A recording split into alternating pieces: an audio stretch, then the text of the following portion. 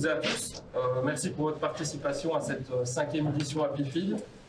Je sais que c'est un mois qui est très chargé pour vous en termes d'échéance, donc vraiment merci beaucoup pour votre participation. Je me présente en deux mots pour ceux qui ne me connaissent pas. Je m'appelle Jérôme Play. Je conseille et j'accompagne des fiduciaires chez Idegraph sur le marché belge. Donc voilà, pour ceux qui ne me connaissaient pas, c'est l'occasion.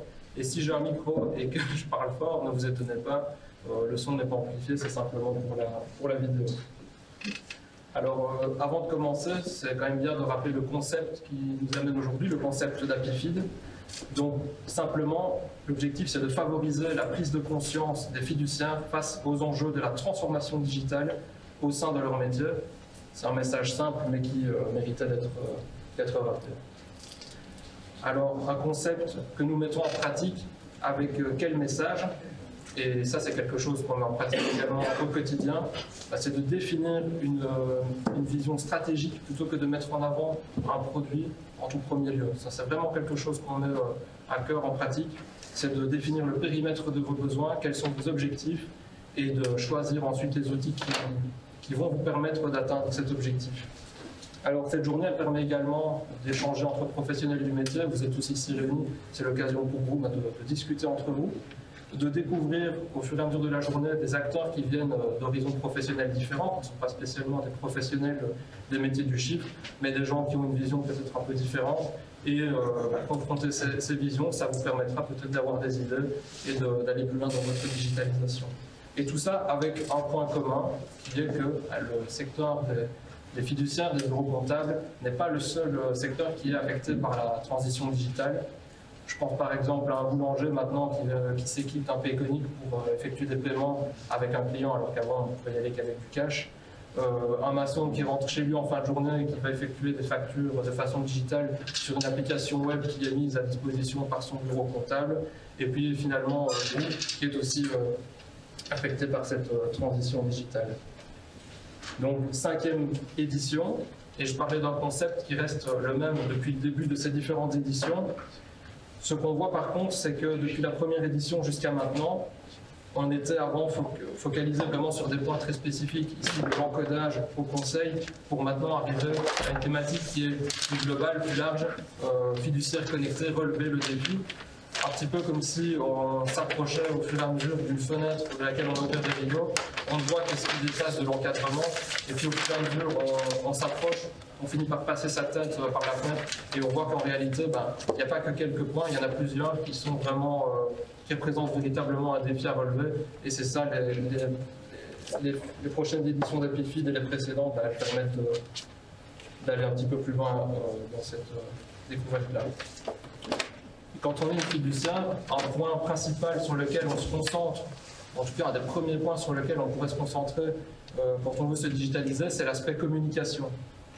Parce que c'est vraiment un aspect qui est intrinsèque à votre métier. Vous communiquez en interne, vous communiquez avec vos clients, vous communiquez avec les administrations, et c'est donc tout naturellement qu'on va essayer d'optimiser, de digitaliser ces points-là en premier. Mais en réalité, la communication, c'est un point parmi d'autres, un point parmi un écosystème qu'on pourrait définir comme étant les 4 C, les 4 points sur lesquels on peut se concentrer pour se digitaliser. Donc, tout d'abord la communication, comme j'en ai parlé précédemment, vient ensuite la connectivité qui va permettre de mettre en connexion ces différents moyens de communication, qui vont permettre ensuite de nouveaux moyens de collaboration. Et tout ça, avec tout ça, rien ne serait possible sans la cybersécurité. Et donc ces 4 points-là représentent vraiment le socle de la digitalisation, représenté ici par différents pictogrammes. Tous ces éléments-là, vous allez pouvoir les découvrir aujourd'hui au travers du programme que voici. Pour faire ça, jusqu'à midi, il va y avoir une session différentes sessions, différents intervenants qui vont se succéder toutes les 30 minutes, jusqu'au lunch. Et ensuite, table ronde avec les éditeurs et partenaires qui sont présents et qui s'expriment évidemment ce matin, mais aussi d'autres partenaires qui n'ont pas eu de tribune ce matin, mais vous pourrez aussi discuter avec eux cet après-midi. Donc, pour commencer, la première personne qui me succédera à la parole, c'est Olivier Daxelet, qui nous parlera de son projet TuneTax, qui permet d'automatiser les flux avec l'administration. Jérôme Taillard, qui nous parlera de l'application Falco, connectée à l'outil de comptabilité Horus. Christelle Coppens de Codavox, qui vous parlera de l'accélération et la simplification de vos flux financiers.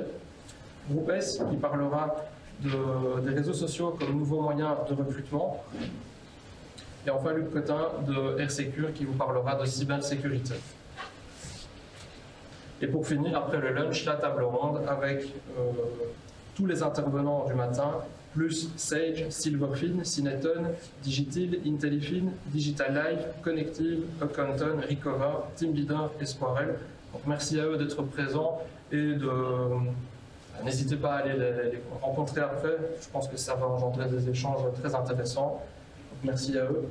Merci à vous. Je vous souhaite une très très bonne journée à tous. J'ai appris ce matin à la radio que c'était la journée mondiale du sourire, donc j'espère qu'au travers de votre masque, vous aurez quand même la possibilité d'afficher votre plus beau sourire.